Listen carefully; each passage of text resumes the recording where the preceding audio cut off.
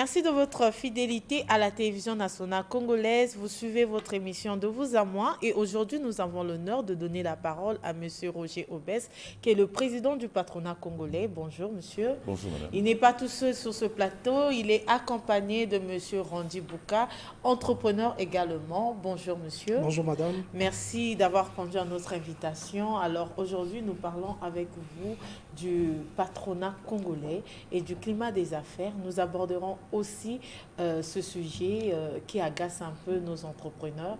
Les entrepreneurs congolais, les patrons congolais sont très affectés par le sujet de la dette intérieure et nous allons en parler aujourd'hui avec vous sur ce plateau. Alors, encore une fois, bonjour Président. Madame, bonjour. Merci d'avoir répondu à notre invitation. Merci beaucoup. Vous êtes le président du patronat congolais. Alors, comment se porte le climat des affaires au Congo du point de vue de la société civile? Bien, je dirais que le climat des affaires est un peu morose. Le patronat prend des coups parce que la situation économique actuelle est un peu difficile, si bien que vous avez vu dans les médias comment est-ce que les chefs d'entreprise sont retrouvés au ministère des Finances pour essayer de revendiquer leurs droits, parce que le secteur privé national est un peu négligé par les gouvernants, ce qui fait que les syndicats patronaux se sont retrouvés en intersyndical pour débattre ce problème, pour aller revendiquer leurs droits. Alors pourquoi le syndicat patronal fait des revendications? Il s'agit ici de parler par exemple des cinq syndicats patronaux qui sont le COPECO, le MEDUC, le MOGEC, puis le CCIC. Ce sont les chefs d'entreprise qui travaillent avec l'État, à savoir les marchés de l'État. Vous avez les grandes sociétés comme les brasseries, les sociétés de téléphonie mobile, les sociétés pétrolières et autres. Et avec l'État, ils ont les rapports par rapport à la fiscalité et la douane. Mais par contre, les entreprises qui sont dans le secteur des marchés de l'État travaillent directement avec l'État dans la fourniture des prestations de services, des infrastructures et autres. C'est un peu ça. Et donc, quand ils ne sont pas servis, ils font des revendications pour essayer d'être servis. Oui. Depuis un certain temps, les opérateurs économiques congolais sont un peu négligés au détriment des administrateurs de l'État. Parce que quand vous prestez avec l'État, il faut que l'État suive, paye les créances. Ça fait que ça traîne un peu, ça grogne au niveau du patronat. Parce que depuis le début de l'année, les créances ne se sont pas payées parce que l'État est en difficulté. D'accord. On va y revenir, notamment lorsque nous parlerons de la dette intérieure. Mais nous avons constaté que l'État, notamment le gouvernement, a fait des efforts en mettant en place le ministère du partenariat public-privé. Qu'en est-il exactement? En supprimant aussi certaines taxes et en déplorant parfois le comportement de certains patrons véreux qui font de la surfacturation et qui laissent ce que nous appelons par éléphant blanc, qui ne finissent pas des travaux et qui n'honorent pas leur engagement vis-à-vis de l'État. Qu'est-ce que vous pensez de ces accusations? Bon, vous savez, l'occasion nous est donnée pour essayer d'expliquer un peu réellement qu'est-ce qui se passe. Bon, les éléphants blancs, ce sont des marchés non finis. Mais ces marchés, ce sont des marchés de grandes envergures, c'est-à-dire ce sont les marchés attribués par les grands travaux, pour dire que ces infrastructures en question, ce n'est pas fini parce que les partenaires privés que nous sommes, nous préfinançons les marchés. Et en préfinançant les marchés, avant de démarrer un marché, vous avez ce qu'on appelle l'avance de démarrage des marchés. On vous donne l'avance de 30% pour démarrer le marché, mais si vous n'arrivez pas, vous avez les 30% de démarrage, et si vous exécutez le marché jusqu'à 80%, il va falloir que l'État apporte sa contribution pour que les travaux finissent. Mais en ce qui concerne les marchés, par exemple de fourniture de bureaux, les marchés de construction des hôpitaux et autres, des écoles, ça, la plupart des marchés octroyés par l'État à travers les entreprises congolaises, la majorité des entreprises finissent les marchés. Mais la contrepartie, c'est que l'État n'arrive pas à faire face à ces créances non payées. Donc c'est ça un peu qui bloque un peu ce climat d'affaires. En principe, quand on a un marché de l'État, on exécute à 90%, il va falloir que l'État, à ce moment en contrepartie, paye. Mais c'est l'État étant en difficulté, chaque année, l'État bascule ses créances à la dette intérieure. Ça fait que ça ne donne plus envie, on n'encourage plus les hommes d'affaires à pouvoir continuer à travailler. Parce que chaque année, quand on ne paye pas, ça s'accumule au niveau de la dette intérieure, ainsi de suite. Alors donc, ça fait que le climat devient morose. Bon, vous parlez des éléphants blancs. Moi, je ne pense pas. Les éléphants blancs, parce que si les marchés de l'administration, par exemple, accélérés des années antérieures, ont connu ces désagréments parce qu'il n'y avait pas le suivi. Oui. Sinon, en temps normal, les marchés sont contrôlés par les contrôleurs de l'État, sont suivis par les maîtres d'ouvrage, et à la fin, nous livrons. C'est ça le grand problème. Mais si on dit que le climat n'est pas... Certains observateurs constatent aussi que les entrepreneurs congolais dépendent fortement des marchés de l'État. Est-ce que c'est un constat qui n'est pas fondé? Bien, c'est vrai. Bon, vous savez que l'État, c'est un gros pourvoyeur de fonds. Partout au monde, c'est l'État qui donne plus de marchés. Maintenant, il va falloir diversifier. Quand vous avez des marchés comme ça, vous diversifiez. Vous savez, le secteur national est infecté par plusieurs... entrepreneurs étrangers qui sont venus concurrencer les nôtres. C'est vrai. La concurrence est loyale ou déloyale? Non, c'est loyal. C'est loyal. Le problème qui est là, c'est que ils ont envahi notre secteur, n'ont pas protégé notre secteur. Il faut protéger le secteur de l'économie nationale. Parce que même les petits commerces sont utilisés par l'OTAN, pratiqués par les étrangers. Quand vous prenez la cosmétique, vous prenez les quincailleries, les boulangeries, tout ça sont des étrangers. Est-ce que ce n'est pas ça qui marche en ce moment? Est-ce que les entrepreneurs congolais ne se sont pas trop focalisés sur le gros marché, le gros morceau, en négligeant un peu les secteurs qui rapportent de l'argent un peu tous les jours? Non, c'est question de culture. Vous savez, comme je parlais la fois dernière, c'est question de culture commerciale. Oui. On ne peut pas, dans un pays, laisser la fabrication des beignets aux étrangers, aux femmes étrangères, partout au monde. Quand vous partez dans des pays ouest-africains, vous arrivez là-bas, aucun étranger peut rentrer le secteur. On protège les secteurs. À ce moment, ça donne le courage aux Congolais, aux nationaux, de pouvoir faire ce petit métier-là. Mais l'État n'interdit pas aux mamans de faire les beignets. Non, vous savez, en revanche, il n'y a peut-être pas eu de transférabilité. Non. Il y a le ministère du Commerce a mis en place des lois. Oui. Maintenant, c'est l'applicabilité de ces lois qui fait défaut. D'accord. Vous comprenez? Alors, je vais poser la question à M. Rondi Bouka. Vous êtes de la nouvelle génération, vous êtes un peu plus jeune par rapport au président ici. Est-ce que vous avez le même point de vue, le même regard sur le climat des affaires? C'est le même sentiment que nous partageons aujourd'hui.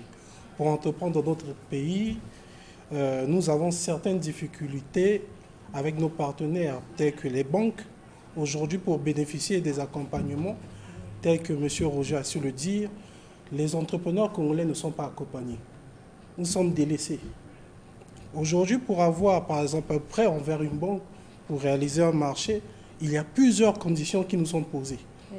Et parmi ces conditions, il y a des hypothèques. Mais en tant que jeune, comme vous avez su le dire, je ne me vois pas aujourd'hui hypothéquer un bien immobilier pour réaliser un marché où je ne sais pas si on va me payer dans 2 ans ou 3 ans. Donc c'est ça le problème aujourd'hui. L'État ne nous encadre pas vraiment. Nous nous sentons délaissés. Il n'y a pas de mesures d'accompagnement. Et on voit, tel que M. Roger a su le dire, les Libanais, ces personnes étrangères qui sont en train de réaliser plus que nous. Parce qu'ils ont des mesures d'accompagnement. Quand vous allez dans les banques, c'est eux qui sont là. Il y a des Chinois. Mais nous aussi, nous pouvons le faire. Nous pouvons faire mieux. Mais sauf que nous ne sommes pas accompagnés. Nous sommes délaissés. Le président, dernièrement, dans son allocution, il avait encouragé les jeunes à entreprendre. Le président a mis une bonne volonté. Mais ce sont les mesures d'accompagnement. Aujourd'hui, ceux qui sont censés exécuter la parole du président ne le font pas. Ils ne le font pas. D'où il y a cette réalité aujourd'hui. les jeunes sont en train de souffrir parce qu'on ne peut pas tous viser la fonction publique. Est-ce que ce n'est pas aussi la timidité du patronat congolais qui n'est pas très actif? C'est vrai que le président n'est pas d'accord. Est-ce que le patronat congolais n'est pas aussi très négligent? Bon, je ne peux pas dire que le patronat congolais est très négligent, mais partout il y a des défauts et on est appelé à s'améliorer. Est-ce que le patronat vous accompagne réellement? Nous accompagne, il y a des mesures, des mesures de revendication telles que vous avez suivies dernièrement sur une chaîne de la place. Et c'est la volonté du patronat, c'est ce qui a conduit à ce résultat. Et si le patronat ne nous accompagnait pas, je ne pense pas qu'on devait être là sur place, parce que je fais partie de la nouvelle génération. J'ai un papa à moi qui est là sur le plateau, donc nous faisons que suivre ce chemin. Mais si le patronat nous accompagne, il faudra aussi que l'État nous accompagne, nous protège. Si l'État ne nous accompagne pas, ça sera très difficile. Il y a des mesures comme les impôts. Nous sommes très, je peux dire, mis mal à l'aise par l'État congolais. Les taxes, il y a plusieurs mesures qui font que nous puissions échouer dans tout ce que nous faisons. Donc c'est un peu ça. D'accord. Alors, Président, à chaque fois qu'on voit le patronat congolais à la télévision, c'est surtout la question de la dette intérieure qui est évoquée, alors qu'il y a bien d'autres sujets aussi, comme par exemple les textes qui interdisent aux grossistes de vendre en détail. Vous avez essayé d'évoquer le sujet tout à l'heure. Il y a des grossistes qui vendent en détail alors que c'est interdit par la loi, comme par exemple les fonctionnaires qui, normalement, je ne sais pas si la loi a évolué, normalement, au Congo, les fonctionnaires n'ont pas le droit d'exercer le métier du commerce, mais ils exercent quand même des petites questions qui font des grands problèmes aujourd'hui, mais que le patronat n'aborde pas. Non, nous abordons tous ces sujets avec le gouvernement. Voilà pourquoi il y a toujours des revendications. Nous avons dit dernièrement, c'est le seul pays où les administrateurs de l'État sont plus riches que les commerçants. Pourquoi? Parce que tous se déversent dans le plat. Ils sont jugés partis. Donc si aujourd'hui l'État, à travers les marchés publics, donne la possibilité au secteur privé de se promouvoir, mais il y a des freins, parce que les administrateurs de crédit et les ministres, ce sont des gros bénéficiaires. Oui. Vous comprenez? Bon, comme a dit mon jeune frère, le président de la République a favorisé les ministres qui sont devenus milliardaires au détriment du secteur privé. Je le dis franchement.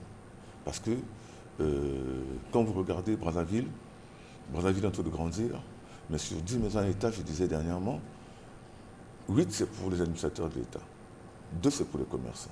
Or, ça doit être l'inverse. Vous comprenez? Bien. Donc, ça freine un peu. Ça freine un peu.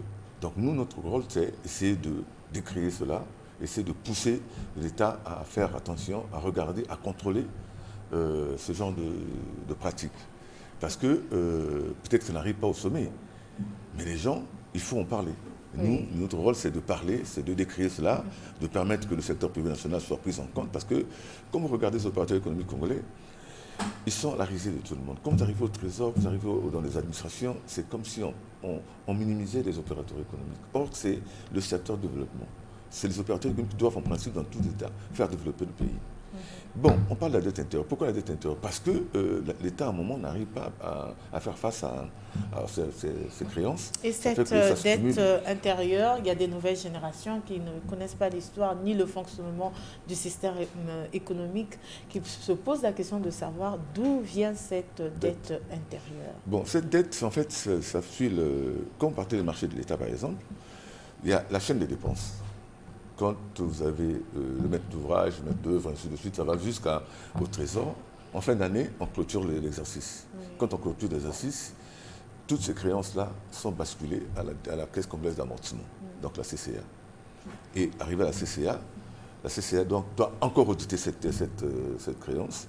Après, va décoter. Nous avons décrié ce problème de la décote, parce que quand vous avez investi, vous attendez qu'il y ait le retour sur investissement. Oui. Mais quand l'argent va s'asseoir à la dette intérieure, à la caisse d'amortissement, ça fait que c'est un manque à gagner pour les entreprises. Et ça pénalise donc le secteur privé qui travaille avec l'État. Voilà pourquoi cette dette s'accumule. Donc chaque année, depuis pratiquement 2014, elle commence à s'accumuler, donc ça atteint des niveaux considérables. Maintenant, il est question que chaque année, si l'État a un peu d'argent, essaie d'élaguer un peu cette dette. Donc, on est presque autour de 3 000 milliards.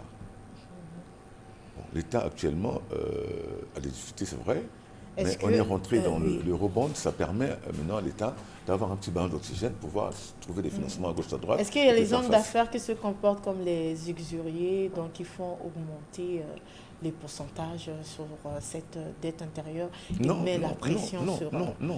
La dette intérieure, elle est d'abord auditée. Et en plus, avant de payer la dette intérieure, ils ont imposé, je veux dire, la décote. Oui. Et cette décote, elle est mortelle. Parce que quand on décote une créance à 66%, 66%, 35%, 25%, ça ne favorise pas les hommes d'affaires. Même quand on vous paye pour relancer l'économie, il va falloir injecter beaucoup d'argent. Oui.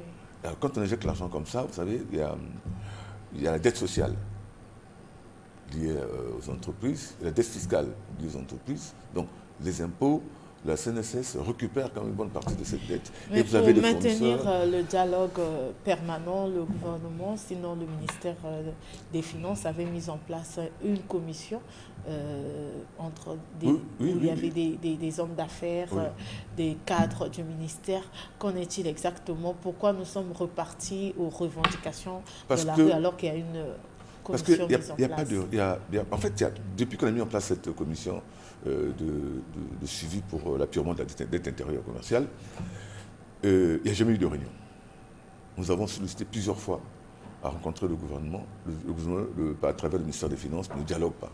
Évidemment, donc on a fait ce forcing la fois dernière pour que le directeur de cabinet essaie de nous recevoir, pour qu'on nous explique quels sont les problèmes. Parce que depuis qu'on a mis en place le comité de suivi, composé de la Caisse congolaise d'amortissement, le cabinet ministère de l'Intérieur, le patronat congolais, ensuite la Chambre de commerce du Congo. Il n'y a jamais eu de réunion. Bien, depuis que le ministre est arrivé, il n'y a pas de réunion. Donc nous avons fait un forcing, nous avons écrit à l'Assemblée nationale, nous avons écrit au Sénat, la commission économique. Donc nous attendons qu'on soit reçu pour essayer de débattre ces problèmes-là, parce que c'est ça, on a énuméré plusieurs problèmes. Le problème de la dette intérieure, le problème des encours 2025 par exemple, le problème des ordres de virement signés mais non payés, des audits qui ne sont jamais publiés, l'IGF qui est l'inspecteur général de finances qui fait l'audit, après il paye une partie, l'autre partie on renvoie à la CCA et la CCA doit encore auditer, donc ça pose problème. Est-ce que le dossier n'est pas un peu trop compliqué pour être traité? Parce que il y a aussi des accusations que parmi des hommes d'affaires, il y a ceux qui sont en connivence avec certains cadres corrompus de l'État, ce qui fait que parfois même quand on paye certains, il n'y a plus de publications comme avant. Il y a eu beaucoup de choses, il y a beaucoup de choses qu'il faut régler aujourd'hui qui ne permet peut-être pas je n'affirme pas, c'est interrogatif, qui ne permet peut-être pas à l'État de payer cette dette. Madame, l'État a des mécanismes qu'il a mis en place pour contrôler. Vous avez donc la Direction générale des marchés publics, la DSMP, vous avez le contrôle budgétaire, vous avez le ministère qui est bénéficiaire. Et donc, toutes ces chaînes est contrôlée par l'État. Il y a des mécanismes de contrôle. Donc, si parmi les administrateurs, il y a ceux qui sont un peu corrompus, mais ça ne relève pas aux entreprises, c'est à l'État d'être rigoureux. Nous faisons le patronat aussi, de travailler en connivence avec l'État pour améliorer la situation. Voilà pourquoi nous partons toujours discuter avec l'État pour dire attention, au niveau de la chaîne des dépenses de l'État, voilà comment ça se passe. Okay? Les contrôleurs, quand ils viennent contrôler les services faits, ils sont pris en charge par les entrepreneurs. Or, en principe, quand ils viennent pour contrôler, ils sont à la charge de l'État. Mais si vous venez me contrôler, moi je dois vous payer les frais de mission, attention, je risque de vous convaincre.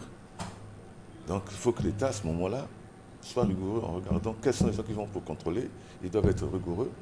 Et ils contrôlent pour savoir si le service fait est bien fait.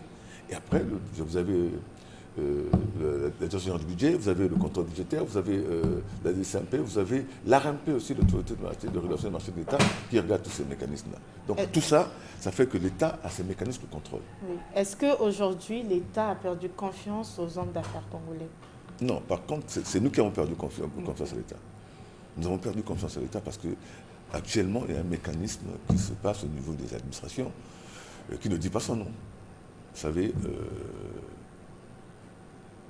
il y a ce qu'on appelle les appels d'offres. On ne fait pratiquement plus d'appels d'offres.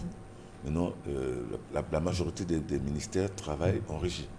C'est-à-dire, ils font circuler leurs dossiers, ça arrive au trésor, ils récupèrent l'argent, ils viennent, ils commencent à désigner les leurs. Mais ça dépend de la manière dont ils désignent. Est-ce qu'ils sont des vrais entrepreneurs ou pas? Donc ça pose problème. Actuellement, à l'époque, quand on a mis en place de nouveaux mécanismes de régulation des marchés de l'État, il faut faire des appels d'offres. Il faut un plan de passation de marché. Quand vous avez le plan de passation de marché, on fait des appels d'offres. Maintenant, celui qui est le moins disant, à ce moment-là, il peut gagner l'appel d'offres. Et il fait le circuit. Mais c'est difficile actuellement. Vous savez, quand vous voulez soumissionner un marché, vous avez d'abord le DAO, il faut d'abord acheter le DAO. Ensuite, vous avez l'ARMP, des DCMP, vous avez des impôts. Et après, le ministère sur le marché, vous avez tout ça, cette chaîne-là. On dépense en amont. Après, vous fournissez et vous attendez que l'État vous paye. Et quand l'État ne vous paye pas, vous avez pris des crédits, vous avez des fournisseurs, vous avez tout ce les travailleurs qui sont derrière. Ça pose problème au secteur privé. Donc, ce que nous demandons, en fait, le secteur, nous, le patronat, c'est que l'État soit regardant, que l'État doit dialoguer, doit discuter. C'est ce que nous avons demandé même dernièrement, notre dernière réunion avec le cabinet.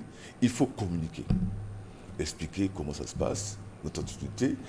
Quand on s'arrange à payer les salaires, qu'on dégage un peu même, un peu d'argent pour payer, pour éviter qu'il y ait le cumul de la dette.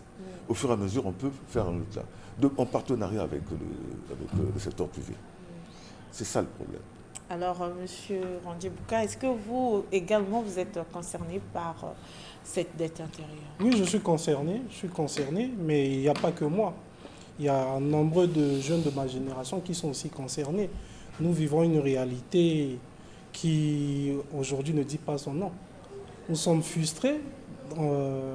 L'État qui devait nous protéger, nous accompagner, l'État aujourd'hui devient nos propres concurrents.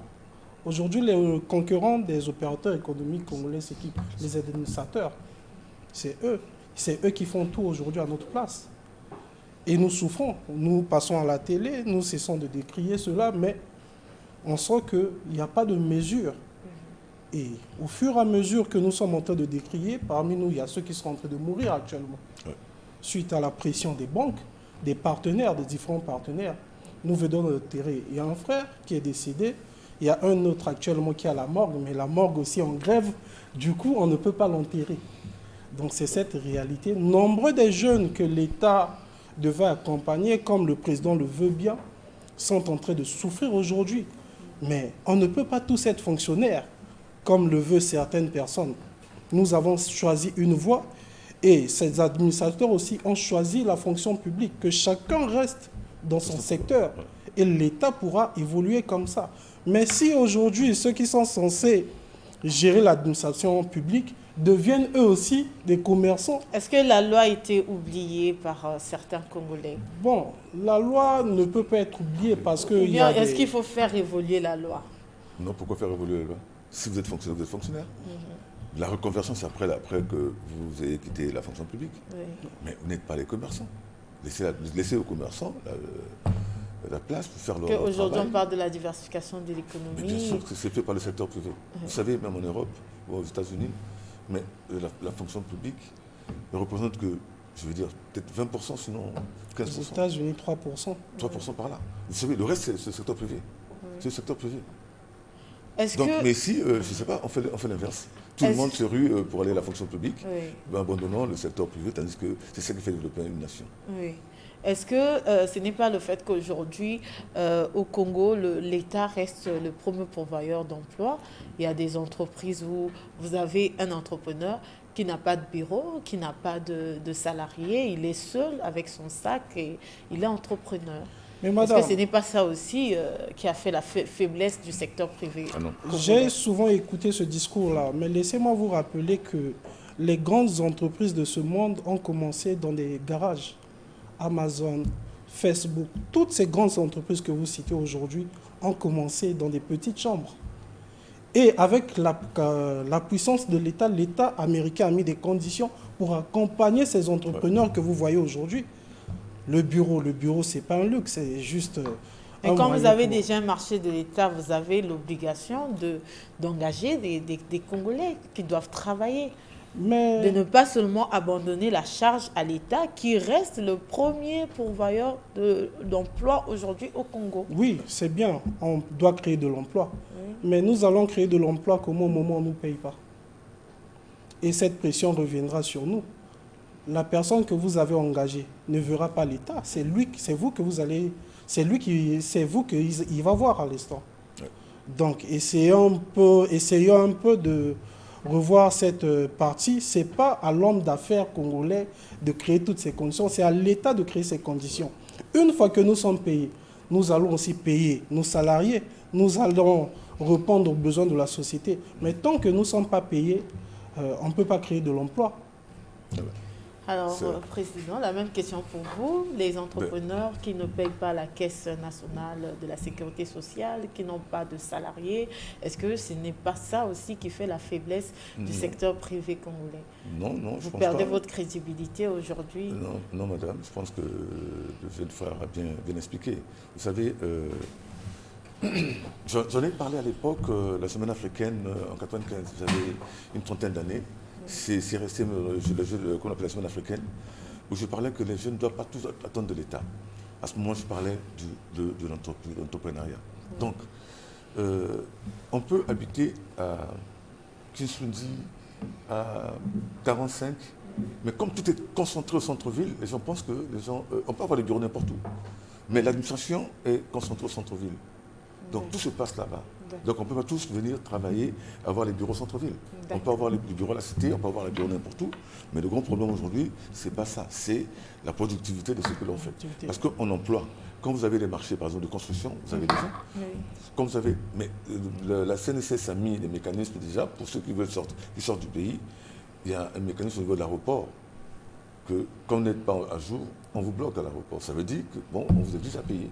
Oui. Donc ça veut dire ceux qui font les travaux emploient toujours soit ponctuellement les gens, soit ceux qui sont fixes. Or, quand ils sont fixes, il faut pouvoir payer les salaires, il faut pouvoir payer tout. Vous comprenez, c'est un peu ça. Nous sommes presque à la fin de cette émission, sinon nous n'avons que 3 minutes. La dette intérieure, qu'est-ce que vous dites aux entrepreneurs qui se sentent aujourd'hui abandonnés d'abord par le patronat lui-même? Et aujourd'hui, on vous écoute très souvent accuser l'État pour le décès de certains hommes d'affaires, alors qu'il y a les décès dans tous les secteurs, même des fonctionnaires sont en difficulté aujourd'hui. Est-ce que ce n'est pas trop exagéré de votre part aussi? Non, nous n'exagérons pas. Moi, je pense que il y a les décès dans tous les secteurs. Il y a des décès dans tous les secteurs, oui. c'est vrai, mais vous n'avez perdu secteur, que 2. Non, ça c'est parce qu'on a cité. Pas que, vous avez perdu 2, mais les fonctionnaires partent tous les jours. On a cité, les fonctionnaires sont payés chaque mois. Chaque le 24 ou le 25. Oui, mais ils sont en difficulté aussi. Ils sont payés chaque mois. Mais le problème aujourd'hui, c'est quoi? Aujourd'hui, on ne peut pas, l'État, il faut que l'État injecte l'argent dans l'investissement. On investit avec le secteur privé pour qu'il y ait le retour, qu'on crée de l'emploi. Quand l'État n'investit pas sur le lot-là, il ne peut pas créer d'emploi. On ne peut pas prendre de l'argent pour manger. Quand on paye les salaires, c'est pour la consommation. Mais quand on paye les prestations de l'État, ce sont les investissements. Ça fait que ça va tourner. C'est une chaîne. C'est une chaîne. Donc, quand l'entrepreneur est payé, il a des salariés, et les salariés ont des familles, et ainsi de suite. Donc, c'est une grande chaîne. Mais quand vous payez un fonctionnaire, c'est vrai, il a une petite famille, il a 2-3 personnes de service. Il n'y a pas d'impact. Il n'y a pas d'impact. Vous comprenez? Donc, nous, quand on paye des entreprises, on a une chaîne parce qu'il faut passer les commandes, il faut payer la douane, il faut payer les impôts, il faut payer le personnel, il faut payer... Vous comprenez, il y a beaucoup de charges qui viennent après. Donc, ce que nous demandons, c'est quoi? Que cette dette intérieure, qu'on fasse un effort. Nous avons vu le Mali il n'y a pas très longtemps, vient de payer. Est-ce que ce n'est pas ça qui vous a boosté Non, nous avons parlé de ça bien avant. Vous savez, nous avons parlé de ça avant que le Mali ne paie sa dette, ni le Bénin ou le Gabon. Je ne vais pas dire qu'ils sont très riches que nous, non. Mais je crois qu'il y a un problème de gouvernance seulement. De volonté. De volonté politique pour pouvoir payer et puis bon, faire démarrer les affaires. Alors, nous voulons accompagner le président de la République, mais on veut l'accompagner autrement. Dans l'employabilité des jeunes, il faut créer l'emploi. C'est ça le problème. Donc il faut accompagner dans ce sens-là. Donc il faut que l'État arrive à solder ses créances au niveau des nationaux et ça va rebooster l'économie nationale. Et puis voilà. Les hommes d'affaires partent souvent au ministère des Finances, très peu au ministère du partenariat public-privé. Pourquoi ? Bon, le ministère des Finances, parce que c'est un ministère technique et politique. Je m'explique. Pourquoi c'est technique et politique ? Parce que tous les ministères convergent vers le ministère des Finances parce que c'est là où se trouve le nerf de guerre. Où se trouve l'argent. OK ? Le ministère du secteur privé, partenariat public-privé. Public-privé peut servir de médiateur. Non, c'est-à-dire qu'on peut trouver des partenaires extérieurs pour amener des financements pour accompagner l'État. Donc voilà pourquoi, mais sinon c'est un partenaire. On travaille aussi en partenariat avec eux pour essayer de regarder dans les secteurs comment faire évoluer les activités économiques nationales. Donc sinon, le ministère des Finances, c'est le carrefour de tous les ministères, y compris les hommes d'affaires, parce que c'est là-bas où tout se traite pour aller se faire payer les créances de l'État. D'accord. Alors, nous sommes à la fin de cette émission. Monsieur Rondy, votre mot de la fin ? C'est de garder espoir. Il y a un lendemain meilleur pour nous. Voilà. Président, encore une fois, votre mot ? Bien, j'appellerai donc un message, je passerai un message aux hommes d'affaires, chefs d'entreprise congolais, que l'État, à travers nos discussions, a promis d'ici la fin de l'année pouvoir faire quelque chose, mais nous allons continuer à exercer cette pression pour que ça ne glisse pas. Nous avons donc rendez-vous avec la commission économique de l'Assemblée et du Sénat à partir de lundi pour essayer de regarder comment faire pour que cette année finisse bien et qu'on démarre 2026 dans de bonnes conditions et que les affaires redémarrent. Donc, comme a dit le jeune frère, on garde espoir pour que le secteur privé se développe. Nous, on va faire le relais générationnel pour laisser la place aux jeunes, mais il va falloir que nous qui partons, qu'ils aient un bon soubassement. D'accord. Merci beaucoup, Monsieur Roger Obès, président du syndicat du patronat congolais. Merci d'avoir répondu à notre invitation. Madame. Vous étiez accompagné d'un homme d'affaires sur ce plateau, Monsieur Rondy Bouka. À vous également, merci d'avoir répondu. Merci, madame. Mesdames et messieurs, nous sommes à la fin de cette émission. Nous vous disons merci et à la prochaine occasion. Au revoir.